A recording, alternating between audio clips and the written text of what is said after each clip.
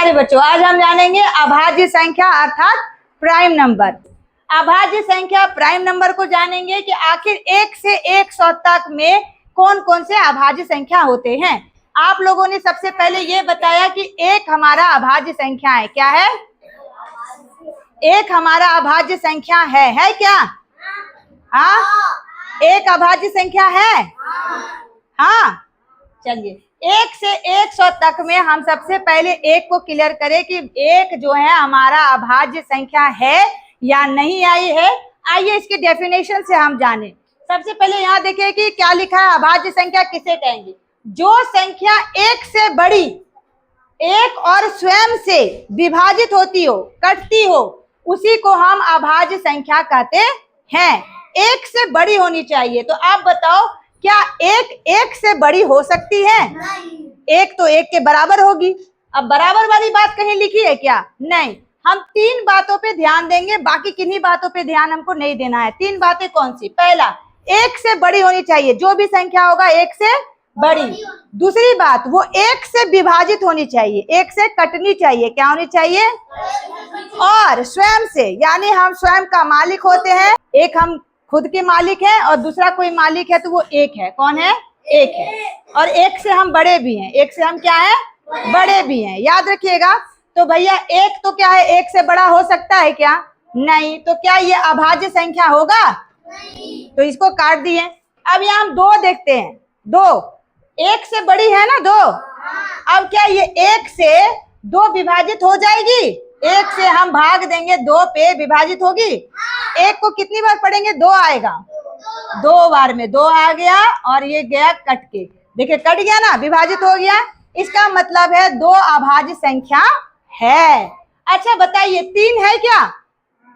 क्या 3 एक से कट जाएगा? याद रखना प्यारे बच्चों, कोई भी संख्या हो, सभी संख्या एक से कटती है। टोटल ये एक भी है तो एक से कटेगा और स्वयं से भी कटेगा। लेकिन ये ना पहले वाले रूल को नहीं मान रहा था। ये एक से बड़ा नहीं है। एक से बड़ा है क्या? नहीं। इसीलिए ये अभाज्य संख्या नहीं है। ये एक से भी कट रहा है और स्वयं से भी कट रहा है, लेकिन एक से बड़ा नहीं होने के कारण ये अभाज्य संख्या नहीं है। अब 2 तो एक से कट जाएगा और ये स्वयं से भी कट रहा है, इसीलिए 2 को अभाज्य संख्या में हम जगह दिए हैं। ये तीनों रूल को मान रहा है कि नहीं मान रहा है? अब 3 बताइए, 3 एक से कटेगा कि नहीं कटेगा? हमने क्या कहा कि एक से सभी संख्या कटता है। एक से सभी संख्या। तो उसके लिए सोचने की जरूरत नहीं है कि कटेगा कि नहीं कटेगा। सोचने की जरूरत नहीं है। एक से सभी संख्या कटता है। ठीक है। अब 3 है, स्वयं से कटेगा? सभी संख्या स्वयं से भी कटता है। ठीक है, सभी संख्या स्वयं से कटेगा। ये वाला आपका दोनों क्लियर है। एक से सब संख्या कटेगा, स्वयं से सब संख्या कटेगा। ठीक है। अब देखिए इसका एक लेकर चलना है। ये एक से बड़ी होना चाहिए और दूसरी कोई संख्या से नहीं कटना चाहिए। एक के अलावा, स्वयं के अलावा दूसरी किसी भी संख्या से कटना नहीं चाहिए। याद रहेगा ना? अब चलिए 3 एक से भी कटा, स्वयं से भी कटा, और किसी संख्या से कटेगा क्या? 3 नहीं कटेगा। इसीलिए ये भी हमारा अभाज्य संख्या। आइए हम 4 पे आते हैं। 4 एक से कट जाएगा, स्वयं से भी कट जाएगा, और क्या बोलता है, 2 से भी कट जाएगा। 2 के पहाड़ा में 4 है कि नहीं है? तो ये 2 से कट गया। तो यहाँ कहीं रूल में लिखा है कि 2 से कटना चाहिए? बस, क्या ये अभाज्य संख्या होगा? नहीं। ये कहानी इसका खत्म। 5 को देखिए, 5 एक से बड़ी है? Very good. एक से कटेगी? ठीक। 5 से कटेगी? हाँ। 5 के अलावा और कोई संख्या से कटेगी क्या? नहीं कटेगी। तो ये भी हमारा अभाज्य संख्या है। 6 को बताओ बेटा, एक से कट जाएगा? एक से बड़ा भी है, स्वयं से भी कटेगा। ये तीनों रूल को मान लिया। लेकिन आप ये देखो, क्या 2 के पहाड़ा में 6 है? तो ये 2 से भी कट रहा है। 3 के पहाड़ा में 6 है, तो ये 3 से भी कट रहा है। आप देखो, वो तो नियम कहीं नहीं है कि ये एक स्वयं के अलावा किसी दूसरे संख्या से कटना नहीं चाहिए। इसका मालिक 2 भी है, 3 भी है, 1 भी है और स्वयं भी है। चर इसका मालिक है। तो क्या ये अभाज्य संख्या होगा? नहीं होगा। ये 7 में आइए आप। 7 एक से कट जाएगा, एक से बड़ी भी है, और ये स्वयं से भी कटेगा। अब बताओ कि 7 किसी दूसरे पहाड़ा में आपको नजर आ रहा है क्या? नहीं। 7 के अलावा और किसी पहाड़ा में है क्या 7? नहीं है, इसीलिए ये भी आपका अभाज्य संख्या है ना। अब देखो 8 1 से बड़ी है, स्वयं से भी कटेगी, 1 से भी कटेगी। 2 के पहाड़ा में भी 8 है, 4 के पहाड़ा में भी 8 है, यानी इसका चर मालिक हो गया। तो क्या ये अभाज्य संख्या होगा? नहीं। होगा क्या? Very good. 9 देखिए, 9 क्या अभाज्य संख्या होगा? हाँ, 1 से कटेगा, 9 से कटेगा, लेकिन 3 के पहाड़ा में भी 9 है, यानी 3 भी इसका मालिक है। 3 मालिक है ना। 1 और स्वयं के अलावा कोई मालिक हो सकता है क्या अभाज्य संख्या का? नहीं। तो 9 क्या अभाज्य संख्या होगा? नहीं। 10 होगा क्या? नहीं। 10 होगा क्या? 10 किस किस पहाड़ा में आ जाएगा?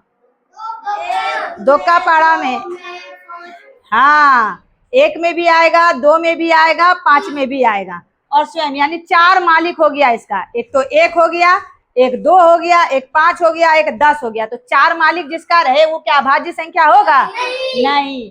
तो 1 से 10 में कितनी अभाज्य संख्या है प्यारे बच्चों? 4। कितनी है? 4। कितनी है? 4। Very good. अब आपको जानते हो कहा जाएगा 10 से 20, 20 से 30, 30 से 40, 40 से 50, 50 से 60, 60 से 70, 70 से 80, 80 से 90 और 90 से 100 में कितनी अभाज्य संख्या है? तो आपको कुछ नहीं, बस कुछ संख्याओं का जादू याद रखना है। क्या? 4 4, 2 2, 3 2, 2 3, 2 1।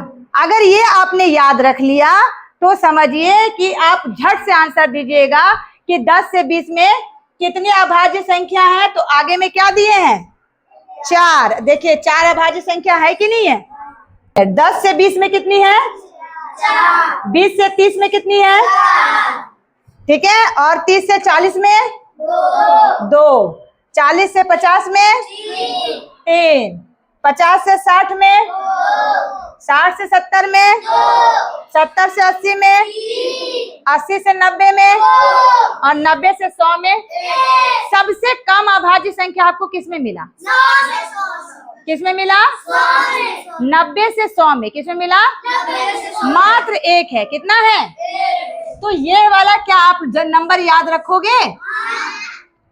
4 4, 4 का आधा कर दिए 2 2, 2 के बाद 3 आता है, 3 भी 2 2 3 2 1, 4 4 2 2 3 2 2 3 2 1। आप 2-3 बार अगर इसे लिख लोगे तो ये याद रहेगा। इतना निकालने से अच्छा यही याद रखना है ना, है कि नहीं है? तो 4 4 2 2 3 2 2 3 2 1। इसको इंग्लिश में भी रख सकते हैं।